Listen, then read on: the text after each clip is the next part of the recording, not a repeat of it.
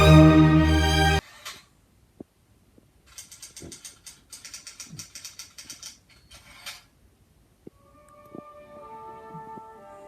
of love are as old as storytelling itself.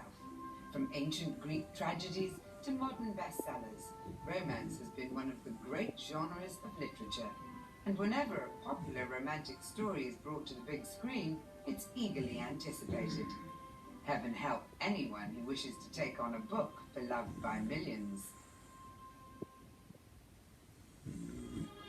When it comes to tales of love, there will always be a king and queen. Romeo and Juliet.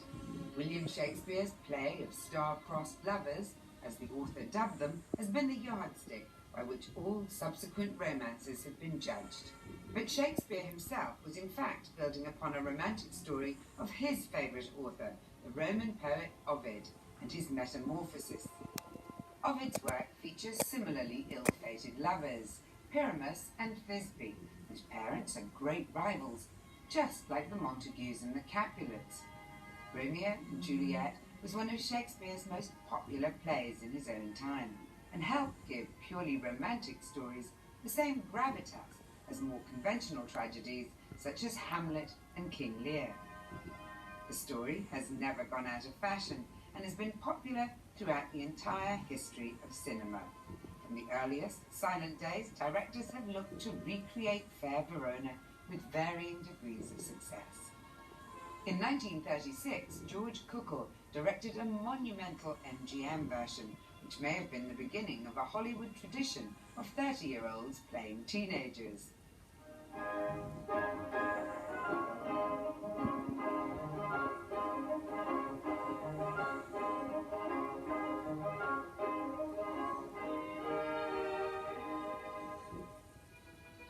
In 1968, Franco Zeffirelli made his Romeo and Juliet of the swinging 60s, with all the requisite youth and exuberance. See how she leans her cheek upon her hand. Oh, that I were a glove upon that hand, that I might touch that cheek. Oh, me. She speaks.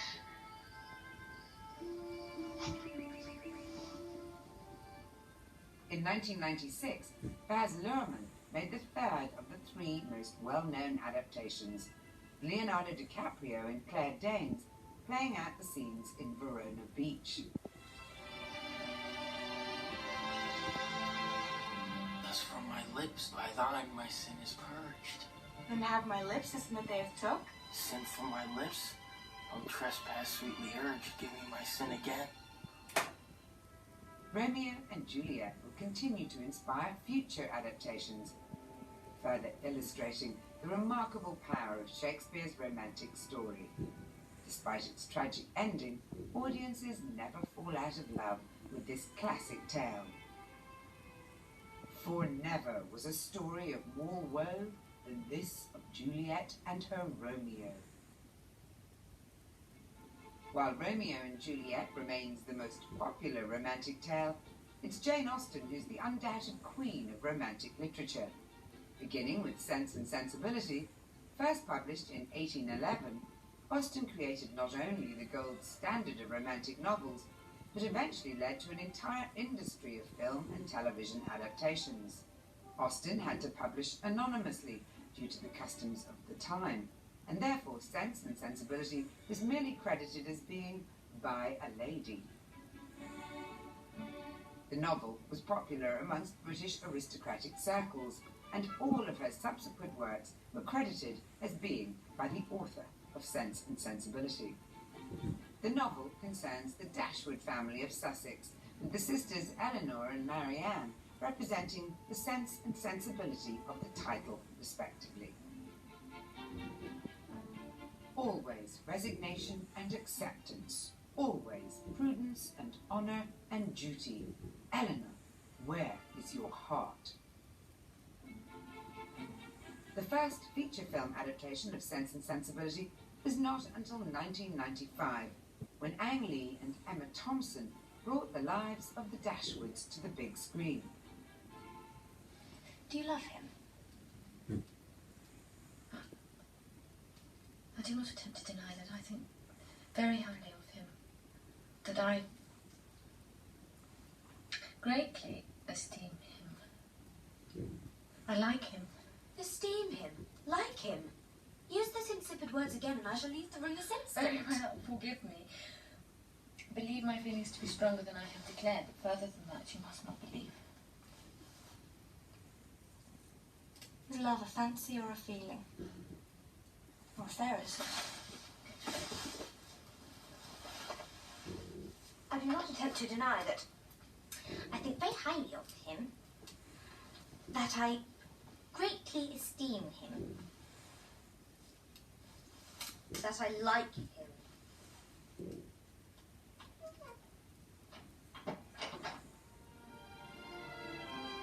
Austen would follow up Sense and Sensibility with the equally alliterative Pride and Prejudice 2 years later, with a particularly memorable opening.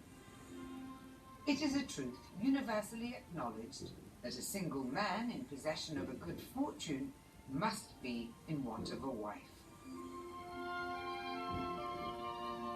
The man in possession of a good fortune in the story is Fitzwilliam Darcy, and his romance with the protagonist Elizabeth Bennet was greatly admired by the likes of Sir Walter Scott, Lady Byron, and the future King George IV.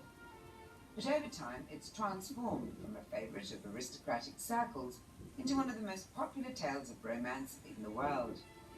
1940 saw the first cinematic adaptation, where Laurence Olivier and Greer Garson took on the roles of Mr. Darcy and Elizabeth Bennet. You're very puzzling, Mr. Darcy. At this moment, it's difficult to believe that you're so proud. At this moment, it's difficult to believe that you are so prejudiced. Shall we not call quits and start again? Oh, listen, Mr. Bingley's going to arrange a Highland reel for us. Come along. Yes, please do. Shall we? 2 years after Pride and Prejudice, Jane Austen released her third enduringly popular tale of romance, Emma. Austen described her protagonist as handsome, clever, and rich, and was convinced that readers would be turned off by the meddling matchmaker. I have none of the usual inducements of women to marry. Were I to fall in love, indeed, it would be a different thing. But I never have been in love. It is not my way or my nature, and I do not think I ever shall. Despite her misgivings, Emma Woodhouse proved to be yet another of Austen's beloved heroines, and in 1948 she was played for the first time on film by Judy Campbell.